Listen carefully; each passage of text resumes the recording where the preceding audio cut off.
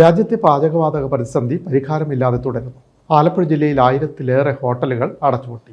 Hotel ഉടമകളും തൊഴിലാളികളും കടുത്ത പ്രതിസന്ധി.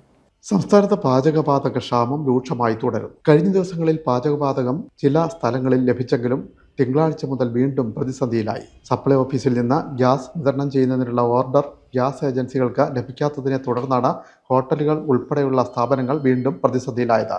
വിതരണം ചെയ്യുന്നതിന് ആവശ്യമായ സ്റ്റോക്ക് ലഭിച്ചില്ലെന്ന് ഏജൻസികൾ അറിയിച്ചതായി ഹോട്ടൽ ഉടമകൾ പറയുന്നു. ഹോട്ടലുകൾക്ക് നേരത്തെ നൽകിയിരുന്നതിന്റെ 20% അനുവദിച്ചതിനാൽ ശനിയും ഞായറുമായി 100ഓളം ഹോട്ടലുകളിൽ സിലിണ്ടർ എത്തിയിരുന്നു. ഇവർക്ക് തുറന്ന് പ്രവർത്തിക്കാനുമായി. എന്നാൽ 1400ഓളം ഹോട്ടലുകൾ ഇപ്പോഴും അടഞ്ഞുകിടക്കുകയാണ്. കഴിഞ്ഞ 2 ആഴ്ചയ്ക്ക് മുകളിലായി തുടരുന്ന പാചകവാതക ക്ഷാമം മൂലം വലിയ പ്രതിസന്ധിയിലൂടെയാണ് ഹോട്ടൽ മേഖല കടന്നുപോകുന്നത്. വരുമാനം കുത്തനെ ഇടിഞ്ഞു.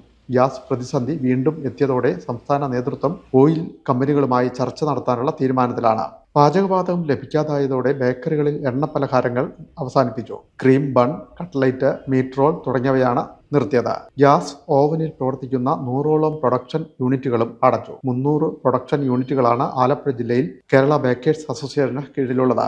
അസോസിയേഷനിൽ അംഗങ്ങളല്ലാത്ത യൂണിറ്റുകൾ വേറെയുമുണ്ട്. ചെറുകിട ഉൽപാദന യൂണിറ്റുകളെല്ലാം ഗ്യാസ് ഓവനിലാണ് പ്രവർത്തിക്കുന്നത്.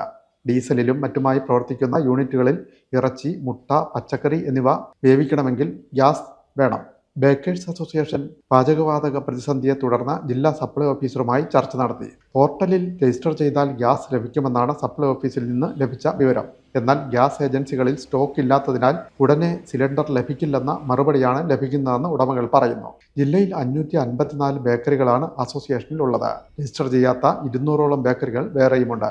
ഇവരെല്ലാം കടുത്ത പ്രതിസന്ധി നേരിടുകയാണ്.